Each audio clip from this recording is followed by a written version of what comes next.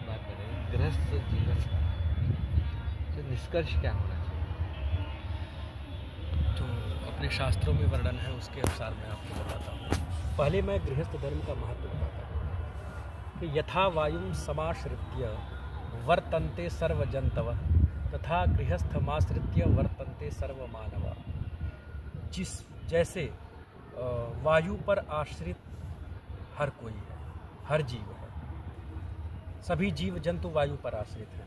आपको लग रहा है मछलियाँ जल में हैं, लेकिन वो ऑक्सीजन ले रही हैं उसी जल में। उनके पास ऐसा यंत्र ईश्वर द्वारा प्रदत्त है कि वो ऑक्सीजन से ही जीवित है। तो जैसे वायु पर आश्रित सारे जीव हैं, वैसे ही गृहस्थ पर आश्रित सारे आश्रम हैं। ब्रह्मचारी को कुछ चाहिए, वो गृहस्थ के पास जा रहा है। वानप्रस्थी को कुछ चाहिए, गृहस्थ के पास जा रहा है। सन्यासी को कुछ चाहिए, गृहस्थ के पास जा रहा है। इसलिए गृहस्थ धर्म सबसे ऊंचा है। और गृहस्थ धर्म देखिए, सबसे प्रथम है कर्म। कृष्ण कर्म का उपदेश करते हैं। महाभारत के भीष्म पर्व में गीता का उपदेश करते हुए अर्जुन को समझा रहे होते हैं कि कर्म ही प्रमुख है। तो कर्म योग कैसा होना चाहिए? अपने शास्त्रों में दो तरह के कर्म बताए गए हैं, एक श्रौत कर्म और एक स्मार्त कर्म। श्रौत कर्म में श्रौत याग इत्यादि जो हैं, सोम याग, सौत्रामणि, शूलगव और पशुबंध इत्यादि कई ऐसे हैं जो संस्थाएं हैं। हवीर याग, पाक याग, ये कठिन विषय है, ये वेद के मार्ग बताए गए हैं। ये इसे श्रौत कर्म कहते हैं। और स्मार्त कर्म में 5 महायज्ञ बताए गए हैं।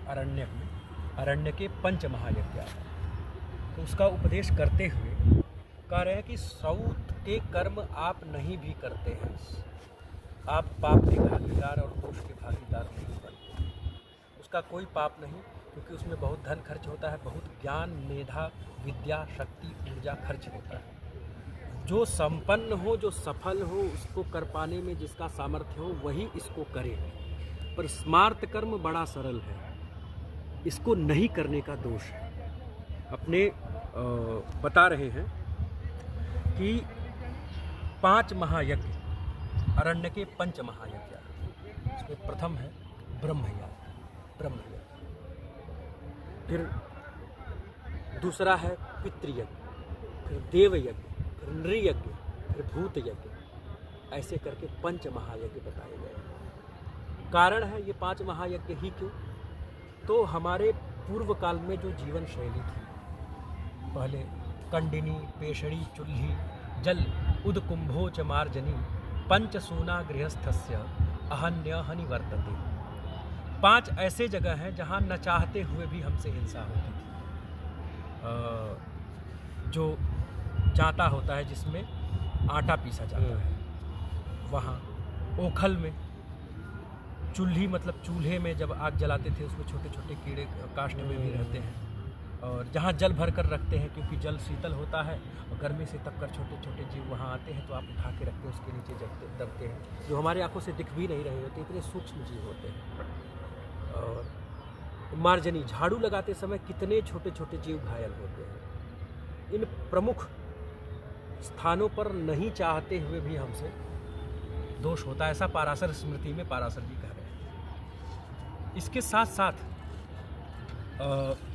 इसीलिए 5 महायज्ञ का उपदेश किया गया है। लेकिन आज हमारे पाप के साधन और भी बढ़े हैं। ये सब तो हो ही रहा है, इसके साथ साथ हम चल रहे होते हैं तो ध्यान देकर नहीं चल रहे होते हैं, कई जीव मरते हैं। हम वाहन से चल रहे हैं, कितने हजार जीव दिन भर में मर जा रहे हैं, हमको पता नहीं चलता। हमारा प्रश्न रहता है कि हम पाप ही कहाँ कर रहे हैं, हमको क्यों कर रहे हैं? हमको पता ही नहीं कि हम कहाँ कहाँ पाप कर रहे हैं। और उसका प्रायश्चित अनजाने में किए हुए पापों का छोटा छोटा प्रायश्चित है, उसे कर लेने से आप मुक्त हो जाएंगे। लेकिन जानबूझकर जो पाप कर रहे हैं, इसका कहीं शोध और मार्जन नहीं है, इसको तो आपको भोगना ही होगा। तो बता रहे हैं कि इन 5 स्थानों पर पाप होने के कारण 5 महायज्ञ हैं। ब्रह्मयज्ञ, पितृयज्ञ, देवयज्ञ और बलि वैष्णदेव तथा नृयज्ञ, ये 5 महायज्ञ, जिसमें सबसे पहला ब्रह्म यज्ञ है। आप करते हैं पर आपको पता नहीं। वेद उपदेश कर रहे हैं। स्वाध्याय का अर्थ है स्वस्व शाखायाः अध्ययनम। हम जो अपने जिस वर्ण में हमारा जन्म हुआ रहता है, जो गोत्र होता है, उस गोत्र के अनुसार हमारा वेद होता है। उस वेद का शाखा होता है, जो शाखा अपना हो उसका अध्ययन करना चाहिए। उसे स्वशाखायाः अध्ययनम, अपने शाखा का अध्ययन करने के कारण उसे स्वाध्याय कहा जाता था। पर आज शिखा सूत्र शाखा का लोप हो गया है, पता ही नहीं है, गोत्र नहीं पता है और सब तो दूर की बात है। तो जो भी हम मंत्र प्रातःकाल स्नान के उपरांत मंत्र बोलते हैं, स्तोत्र गाते हैं, जैसे बहुत लोग नमामि शमीशान जटाटवी गलज्जलम, कुछ भी आप गाते हैं, मंत्र जपते हैं, हनुमान चालीसा गाते हैं, कुछ भी करते हैं, तो उसको ब्रह्म यज्ञ की श्रेणी में लिया जा सकता है, उसको ब्रह्म यज्ञ मानते हैं। और उसके बाद बता रहे हैं पितृयज्ञ। हम जैसे जीवित पिता अगर मेरा बिस्लेरी जल पीता है, हम उसके लिए कहीं न कहीं से बिस्लेरी जल लाएंगे। और कुछ बेटे इतने भी आज्ञाकारी होते हैं, पिता यदि शराब पी रहा होता तो कहीं न कहीं शराब का भी व्यवस्था करके लाते। पिताजी का आदत है कहीं बीमार ना हो जाए, बीमार होंगे लेकिन जल्दी ही बीमार होकर गड़बड़ ना हो जाए, इसलिए कहते हैं पी कर बचे रहें, बस बचे रहें। इतना जब आप कर सकते हैं तो जिस पिता से शरीर का अंश शरीर उत्पन्न हुआ है, जिसके अंश से आत्मज कहता आत्मनः वही जायते, अपना आत्मज अपना ही रूप होता, आप उस पिता के रूप हैं। उसके लिए कुछ करना चाहिए दिन भर में, जब तक शरीर है तब तक, जब तक स्वस्थ है तब तक, जब तक मेधा ठीक है तब तक। बता रहे पितृयज्ञस्तु तर्पण, पितरों का तर्पण करना चाहिए।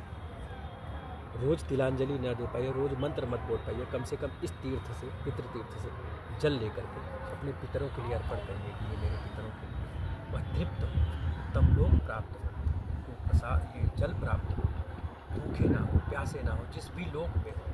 आपका प्रश्न हो सकता है कि लोग और उनका तो दूसरा जन्म हो गया होगा, बताते हैं कि दूसरा जन्म, तो जिस जन्म में, जैसे इस जन्म में ऊँट है, उनको जल के रूप में प्राप्त हो रहा है।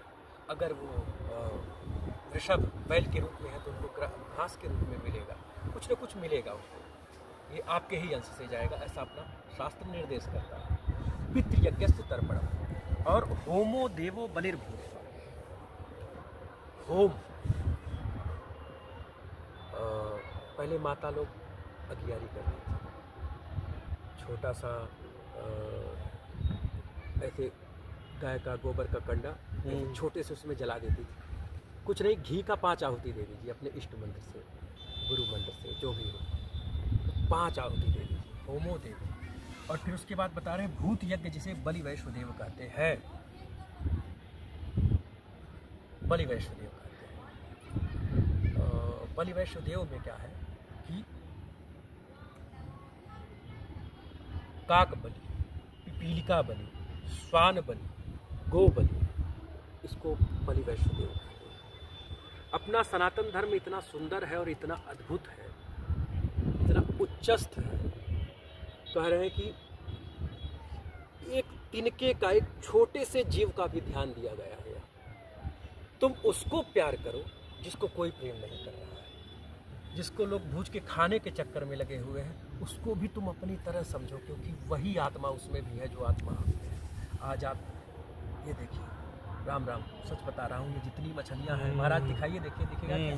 दिख रहे हैं। हाँ, ये छोटे छोटे इसमें है, पर मैं बता रहा हूँ इनका आधार एक बड़ी सी मछली होगी, यही कहीं एक बड़ी मछली टहल रही होगी जो इनकी माँ होगी। ये सारे बच्चे उसके पीछे टहल रहे हैं, आप उसकी माँ को खा लेंगे, वो बच्चे अनाथ हो जाएंगे कि नहीं? आज उसके पीछे क्यों टहल रहे हैं? कुछ तो उनका राग द्वेष, उनसे कुछ प्रेम मोहब्बत तो है, तभी पीछे पीछे टहल रहे हैं। यानी उनके आधार को आपने छीन लिया।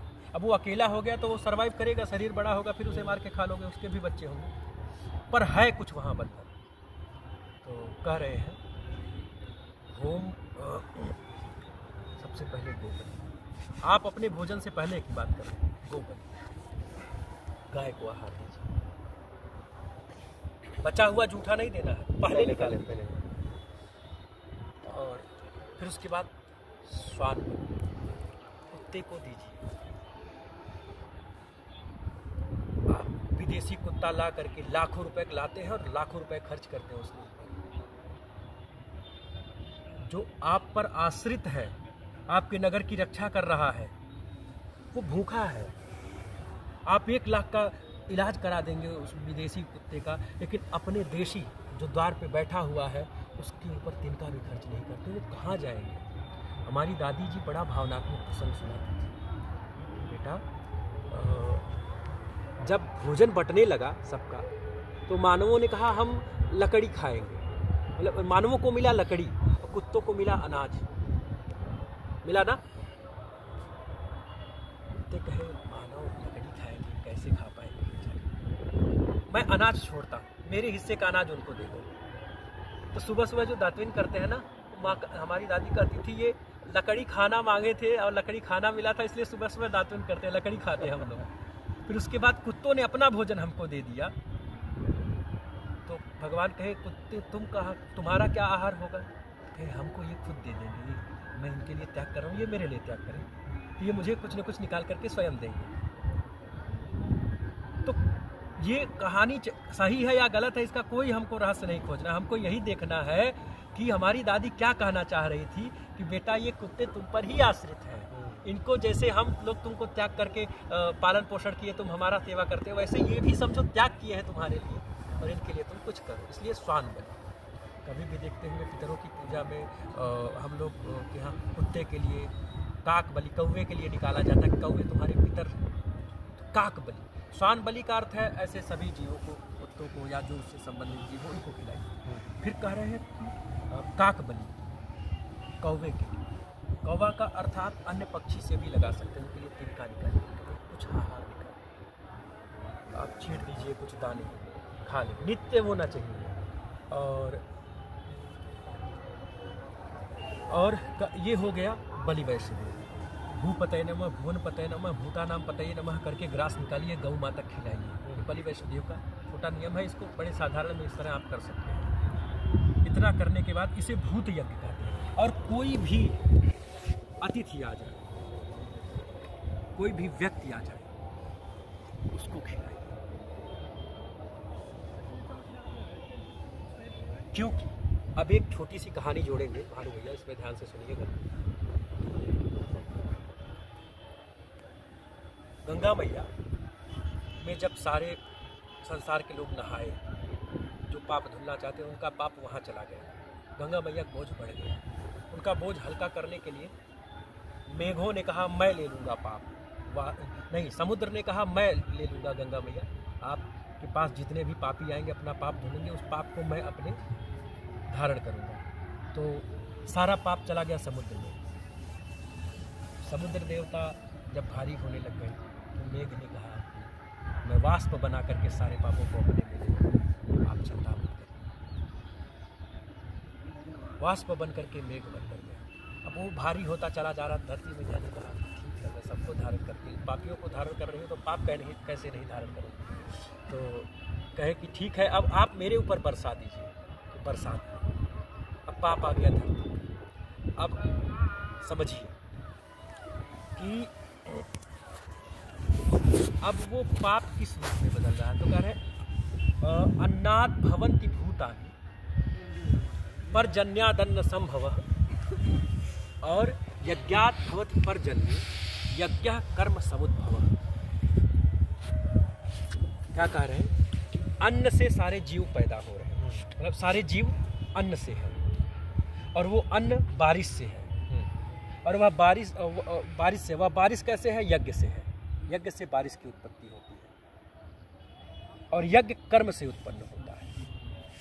और वह कर्म कह रहे हैं कर्म ब्रह्मोद्भवम विद्धि, उस कर्म की उत्पत्ति ब्रह्म से हो रहा है। कौन सा ब्रह्म? ब्रह्माक्षर समुद्भव, अक्षर ब्रह्म से उत्पन्न हो रहा है। और वो अक्षर ब्रह्म कौन है? वो वेद है। ठीक, तो कह रहे हैं कि तस्मात् सर्वगतम ब्रह्म नित्यम यज्ञे प्रतिष्ठितम। ये परब्रह्म परमेश्वर भी जो अक्षर ब्रह्म है उसका प्रयोग कहाँ हो रहा है? वेद रूपी ब्रह्म का प्रयोग यज्ञ में हो रहा है, यानी वो ब्रह्म यज्ञ में प्रतिष्ठित है।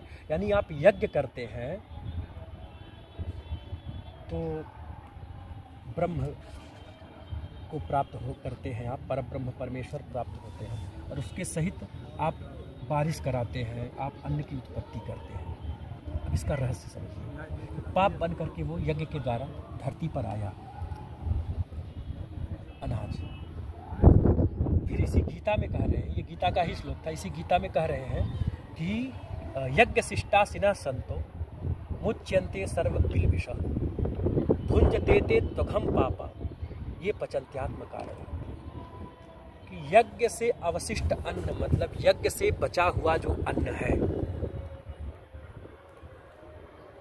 जैसे पंच महायज्ञ आपने किया, काक बलि, गो बलि, पिपील का बलि सब दिया आपने, गौ जो जो मैंने सिखाया वो किया आपने। फिर उसके बाद उसमें उससे बचा हुआ जो अन्न है, उसके बाद जो अन्न बच रहा है उसको आप पा रहे हैं तो वो आपके पापों का नाश कर रहा है। लेकिन अगर केवल अपने भूख लगी है जल्दी बना के मैगी खा ली, अपने भोजन बना के तड़ाक से मार दिए, पेट में चला गया, वो आप पाप खा रहे हैं, क्योंकि वो पाप हमारे आपके ही हैं जो बारिश के द्वारा आए। तो यज्ञ भगवान कह रहे हैं, ये पंच महायज्ञ भगवान जो हैं ये कह रहे हैं कि जो मेरे मुझको धारण करने के बाद, मेरा प्रयोग करने के बाद अन्न खा रहा है वो पाप नहीं खाएगा, नहीं तो वो सारे पाप खुद खा रहा है, जो गंगा के माध्यम से समुद्र और मेघ और धरती पे आया था। ये सरल रूप से मैंने आपको समझाया कि अन्न पाप का ही रूप है, क्योंकि जैसा खाए अन्न वैसा होवे मन, और अन्न ब्रह्म भी है। लेकिन ब्रह्म कब है? जब यज्ञ से अवशिष्ट अन्न है तो। और वह पाप का कब हो गया? पाप कब हो गया? जब वह केवल आप अपने लिए उसको पकाते हैं। ठीक, ये तो आपको मैंने रहस्य बताया। और फिर उसके बाद कह रहे हैं कि जो नृ वाली वैष्णदेव में एक भूत यज्ञ है, भूत यज्ञ में कोई अतिथि आपके यहाँ आ जाए, उसकी सेवा करिए, क्योंकि अतिथि आप चतुर्भुज रूपी देवता का दर्शन कर पाए न कर पाए, आपको नारायण दर्शन दे न दे इसका कोई गारंटी नहीं है, हमारी योग्यता उतनी नहीं है। लेकिन आपके यहाँ कोई अतिथि आ जाए, वह नारायण ही है साक्षात, वही चतुर्भुज रूपी देवता के समान है, ऐसा मानकर उसका सेवा करिए, क्योंकि वह प्रत्यक्ष नारायण है। अतिथि को प्रत्यक्ष नारायण, इसलिए उपनिषद में शिक्षावल्ली में कह रहे हैं अतिथि देवो भव, अतिथि देवता है, वो नारायण है साक्षात। और कहे हैं अतिथिर यस्य भगनाशो गृहात प्रतिनिवर्तते पितरस्तस्य नाशनन्ति 10 वर्षाणि पंचच। जिस व्यक्ति के यहाँ अतिथि आया हुआ है भूखा प्यासा, वैसे ही वापस चला जा रहा है, तो उसके यहाँ का दिया हुआ पिंड, तिलांजलि, जलांजलि कुछ भी पितर ग्रहण नहीं करते हैं 15 वर्षों तक। फिर आप अगर एक अतिथि का अपमान कर दिए और 15 वर्षों तक खूब पिंड दान कर रहे हैं, श्राद्ध कर रहे हैं, फिर कह रहे हैं मुझे फल ही नहीं मिल रहा है।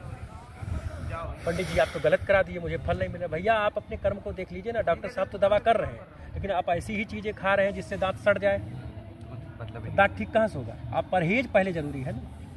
तो कहे अब अतिथि किसे कहते हैं, प्रश्न है। तो कह रहे दूरगतम परिश्रांतम वैश्य देव उपस्थितम। कोई दूर से आया हुआ, थका हुआ हो, उस समय आया हो जब आप वैश्व देव कर रहे हो, मतलब गाय के लिए निकाल रहे हो, कौवे के लिए निकाल रहे हो, सभी जीवों के लिए निकाल रहे हो। पिपील का बलि नहीं बता पाया था आपको। पिपील का बलि मतलब चींटी के लिए भी निकालिए, पेड़ के नीचे छोटा सा पॉलीथीन रख दीजिए, वहाँ गुड़ रख दीजिए, चींटियाँ आएंगे खाने लग जाएंगे, छोटे छोटे कीड़े खाने लग जाएंगे। तो ये सब करते समय अगर अतिथि आ जाए तो वो तो अतिथि है, लेकिन कोई किसी भी समय आ जा रहा है और वो भूखा प्यासा है और वो याचना करता है, तो आप उसके लिए अपने एड़ी से चोटी लगा दीजिए, उसको संतुष्ट करिए, उसको संपन्न करिए, वो प्यास उसकी दूर है। और अतिथि के रूप में ही अपने कर्मकांड में पूजा पाठ का विधान है। और कहीं अतिथि के रूप में यति आ गया, सन्यासी। हमारे अनुराग बनरसिया जी का चर्चा किया था हमने, भानु भैया, कि वो इसलिए कहीं नहीं जा पाते हैं। एक यति है, काशी के बड़े प्रतिष्ठित साधु हैं, सन्यासी हैं, उनको नित्य ही भोजन, वो अपने लिए भोजन नहीं बनाते हैं। हमने देखा कई दिन ऐसा होता है वो खाते नहीं हैं, लेकिन उनके लिए बना के जरूर रखते हैं। और वो यति है, सन्यासी है। अरे ब्रह्मचारी सहस्राणी वानप्रस्थि शतानि च, और ब्राह्मणा नाम ही कोट्यस्तु एको भिक्षुर विशिष्य। आप 1000 ब्रह्मचारियों को प्रसाद पवाते हैं, और 100 वानप्रस्थियों को प्रसाद पवाते हैं और 1 करोड़ों ब्राह्मणों को प्रसाद पवा रहे हैं। अब कहीं एक सन्यासी आपके यहाँ प्रसाद पाने आ गया तो उसके बराबर पड़ जाता है। इसीलिए जो आप सेवा किए हैं यहाँ पर कल के भंडारे का, आप कहीं भी आयोजन करेंगे वो तो फलदायी होगा, लेकिन यहाँ ऐसे लोग, सन्यासी लोग भी आएंगे, यति लोग भी आएंगे। मैं दिखाऊंगा आपको कि वो लोग आते हैं प्रसाद पाने। एक का जब करोड़ों ब्राह्मणों बराबर पहुँच रहा है, कहीं 100 लोग आ गए, कितना बोले। तो इस प्रकार यति रूप में आ जाए तो बहुत ऊंची अवस्था है। ये 5 महायज्ञ, उसमें है एक नृयज्ञ। नृयज्ञ मतलब हर किसी के पुरोहित होंगे। जैसे दिन भर में आपके यहाँ 4 लोग का या 5 लोग का भोजन बन रहा है, आप सोचिए मेरे यहाँ 6 लोग का भोजन बनता है। एक भोजन आपको, एक आहार, चावल, अनाज, थोड़ा निकालना, नित्य का हिसाब लगा लीजिए कि महीने में 30 खुराक भोजन हमको दान करना है। अच्छा। आप संकल्प करके अपने पंडित जी जो परमानेंट पूजा पाठ कराते हैं आप उनको दीजिए, क्योंकि वो आप पे आश्रित है। आज कर्मकांड की पद्धतियाँ, आज पुरोहित पद्धति समाप्त होने को तत्पर है। ऑनलाइन बुक करेंगे, ऑनलाइन पंडित जी आपको मंत्र तो बोल करके पूजा करा देंगे, लेकिन आपके कुल, वंश, परंपरा की मर्यादा, नियम क्या है ये कहाँ से पाएंगे आप? आपके जब पुरोहित हो गए, आपको खुद नहीं पता आपके बारे में, पर आपके पुरोहित को पता होता है कि क्या होना चाहिए, क्या होता है, क्या हो रहा है ना। तो उनका भरण हम नहीं कर पाए, इसलिए तो वो दूसरा मार्ग पकड़ लिए। हमने उनके लिए क्या एफर्ट किया? कुछ भी नहीं, कुछ नहीं किया। तो नृयज्ञ का अर्थ है एक ब्राह्मण का आहार आपका।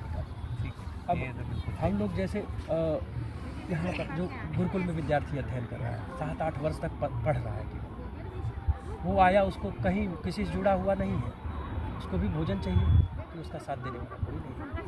ऐसे लोगों को आप देख लीजिए कि गुरुकुल का विद्यार्थी पर अध्ययन किया, त्याग किया है सनातन धर्म, उसका साथ दीजिए। कुछ नहीं, कोई विशेष पर्व नहीं है तो बुला लीजिए, गुरु जी आप ऐसे ही आइए मेरे यहाँ सत्यनारायण कथा करिए, मैं आपको ऐसे ऐसे अपने अंश से ये सब जगहों निकालिए। सनातनी परंपरा के पुरोहित रीढ़ की हड्डी है।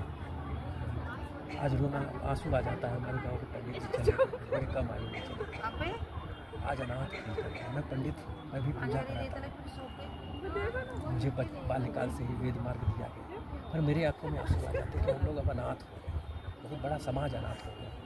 पिता जाता है तो बच्चे अनाथ होते हैं, घर का मुखिया जाता है तो केवल घर के सदस्य अनाथ होते हैं, एक पुरोहित जाता है पूरा समाज अनाथ हो जा रहा है। सबका ध्यान रख रहे हैं। तो ये है गृहस्थ का मुख्य धर्म। इन सबका ध्यान रखते हुए अब मैं सरल रूप से आपको बताता हूँ ये करना कैसे। आप सुबह उठे, नहाए, पूजा किए, मंत्र बोले, तो वहीं पर आप जल लेकर के तर्पण कर दीजिए अपने पिता, पितामह, प्रपितामह, माता और दादी, परदादी, सबका नाम लिख लीजिए, पता कर लीजिए। आप इस तर्पण से, आप नहीं मंत्र जान रहे तो ऐसे ही मैं अपने पिता को तर्पण करता हूँ, उन्हें तब लोग प्राप्त हो, प्रपिता, पिता, ऐसे करके आप कर दीजिए। मैं सरल रूप से बता रहा हूँ कि भावनाओं का खेल है यहाँ पर। जब पंडित जी को बुला रहे हैं तो योग्य पंडित को बुलाइए तर्पण के लिए, श्राद्ध है। लेकिन जब अपने कर रहे हैं तो कुछ भी भाव से अर्पण कर लीजिए, लेकिन आपको करना इस तीर्थ से, पितरों के लिए। हाँ, और उसके बाद आपने पहले भगवान का पूजा हो गया, पितृ तर्पण हो गया, छोटा सा दीप हो, वही कंडी लगा करके आग जला लीजिए, कपूर डाल कर 5 घी की आहुति दे लीजिए अपने गुरु मंत्र से, ये हो गया। फिर उसके बाद भूत यज्ञ, आप जहाँ पूजा करते हैं उसके सामने वाली अलमारी पर इतना बड़ा डिब्बा रखे रहिए, गुड़ छोटे छोटे टुकड़े में या पिसा हुआ गुड़ रखा हो या शक्कर रखा हुआ एक डिब्बे में, उस पर लिखा हो चींटी, चींटी चींटा, और एक हो उसी में लिखा रखा हो वो बाजरा या कुछ दाना रखा हो, चावल ही रखी रहिए, उस पर लिखा रहे चिड़ियों के लिए। जैसे ही आप मुड़ के आ रहे हैं आपकी नज़र पड़ जाए, और गाड़ी में आपके हमेशा बिस्किट रखे रहिए कुत्तों के लिए। जब आपको समय मिले, दिन भर में करना ही करना है, आप जाकर के खिला दीजिए। जैसे आप रुके हुए हैं, किसी का इंतजार कर रहे हैं, कोई काम से निकले हैं, बिल्डिंग के नीचे निकलते से ही है। हाँ, बाहर आते आपकी गाड़ी में होना चाहिए। हाँ, बाहर आते से आपकी गाड़ी में होना चाहिए, आप वो खिला दीजिए। चींटी का हो गया कि आप वहाँ से लेकर के अपने बालकनी में या कहीं मतलब जहाँ पार्क में ले जाइए, वॉक करते समय थोड़ा डाल दीजिए। और कुत्ते के लिए हो गया, और चिड़ियों के लिए कुछ छींट दीजिए। आप गाड़ी में ही रखिए या कैसे भी करके आप छत पे छींट दीजिए, चिड़ियों के लिए हो गया। और अतिथि तो आपके यहाँ रोज़ नहीं आ रहे, नहीं, जो आए उनको तो सेवा करिए, सेवा करिए, कुछ ना कुछ खिला के भेजिए, अपने हाथ से जल ही दे दीजिए। आपको मैं सत्य बोल रहा हूँ, मेरे व्याकरण वाले बूढ़े वाले गुरु जी थे, श्री बालकृष्ण त्रिपाठी गुरु जी। हम लोग जाते थे, बहुत ज़्यादा संग्रही व्यक्ति नहीं थे, इनका रहस्य मैं बताऊँगा, बहुत ऊँची अवस्था थी। और ऐसे पानी में शक्कर मिला के देते थे, कुछ ना कुछ देते ही थे। और हम लोग छोटे थे, हम लोग को लगता था गुरुजी कुछ ना कुछ देंगे, नारियल ही देंगे, कुछ बचा के रखे रहते थे। हम जाते थे, ज़रूर देते थे, और हम वही जाते थे ज़्यादातर, गुरुजी कुछ ना कुछ देंगे। अच्छा, उनके जैसे महान संत और महान विद्वानों का आश्रय हमें प्राप्त हुआ। उसके बाद वो ये हो गया आपका अतिथि, और भोजन निकालने के लिए हमने कह दिया वो नैयज्ञ हो गया। ये पांचों कर्म आप करते हैं। कथन का अभिप्राय है, प्रभु के बनाए प्रकृति से आप प्यार करते हैं, रक्षण करते हैं, वृक्षों को लगाइए, उनको पानी दीजिए, कहीं वृक्ष का आरोपण हो रहा हो उसका सेवा करिए। यही सब प्रकृति के बनाए हुए, प्रकृति को बनाए हुए परमात्मा, उनकी बनाई हुई प्रकृति का जस तस आप रक्षण करें, पोषण करें, प्रेम करें, यही आपको मोक्ष की ओर लेना है। आध्यात्म का प्रारंभ भी यही है, आध्यात्म का अंत भी यही है। आगे आपको सबसे प्यार करें, बदलाव लाने की जरूरत नहीं है, अपने आप बदलाव होने लग जाएगा, नवोग्रह अनुकूल हो जाएंगे और नव नक्षत्र सब कुछ अनुकूल हो जाएगा। यही गृहस्थ काम है। बहुत संक्षिप्त करते हुए इतना विस्तार से चर्चा किया। राधे राधे। हमारे डॉक्टर साहब, आप बता दीजिए, अपना परिचय दे दीजिए उसमें। हाँ, डॉक्टर राजेश शिवरे, मुंबई से हूँ, पंडित जी के शरण में आया हूँ, बहुत अच्छा लग रहा है। पंडित जी ने एकदम सही ज्ञान दिया है और अध्यात्म की ओर पहला कदम बढ़ा रहा हूँ। राधे राधे। राधे राधे। बहुत सुंदर, बहुत सुंदर, अति सुंदर।